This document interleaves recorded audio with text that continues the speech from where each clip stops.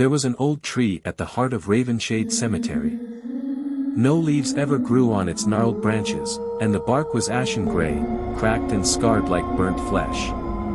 The locals called it the Wailing Tree, though no one would say why, at least, not out loud. Dylan had heard the rumors but never believed them. Until tonight. It was Halloween, and he had accepted a dare to spend the night beneath the tree. All he had to do was sit there from midnight until dawn, nothing more. Easy enough, or so he thought. The clock on his phone read 11:58 p.m. The cemetery was silent. Too silent. No wind. No rustling leaves. Only the faint sound of his own heartbeat pounding louder than it should. At precisely midnight, the first whisper came. "Help me." Dylan jolted, his breath fogging in the cold air. His flashlight swept across the headstones, but nothing moved. He shook his head, blaming his imagination.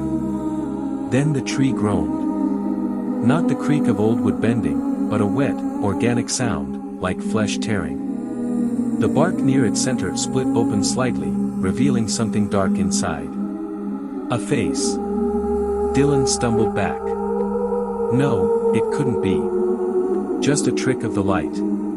"Please. I'm still here." The whisper came again, louder this time. And unmistakably from within the tree. His phone screen flickered. The time read 12:03 a.m. The air felt heavier. Pressing. Dylan approached the tree, heart pounding. The bark had twisted further apart, as if the tree was gasping open. And deep inside, behind the bark, he saw it. An eye. A bloodshot human eye, half-lidded, darting side to side as if searching. The whisper was no longer distant. "It won't let me leave." Dylan staggered back, the flashlight shaking in his trembling hands. Suddenly, something fell from the branches above him. A clump of hair. Tangled, matted, human. His stomach clenched. He wanted to run. But the tree, the eye, it was looking at him. His phone screen flickered again. 12:06 a.m. The air felt warmer now. No, not warm. Wet. He smelled copper.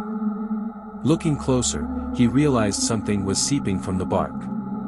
Not sap. Blood. And the whispers changed. Louder. Desperate. He's still hungry. Run. Before he sees you too. The bark split wide. A face emerged. Pale. Rotting. The skin fused grotesquely into the tree itself. A corpse's face, the lips curling in a painful, unnatural grin. But the eyes, they were alive. The mouth didn't move. But the voice echoed all around. I was dared too. The branches above shifted. And Dylan finally saw them. More faces.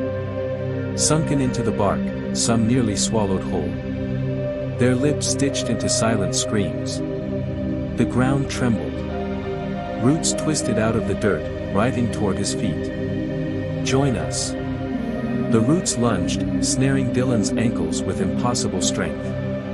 The tree groaned louder as its bark split further apart, revealing more teeth. The faces in the bark began to wail in unison. Run. But Dylan couldn't move. The roots pulled, dragging him toward the tree's gaping, bloody core. The last thing he saw before the tree swallowed him was his reflection in its twisted bark, his face already starting to fade into the wood.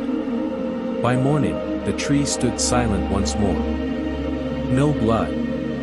No roots. Just the empty, hollow silence of a cemetery forgotten by time. And one more face among the many. Waiting. For the next fool to dare.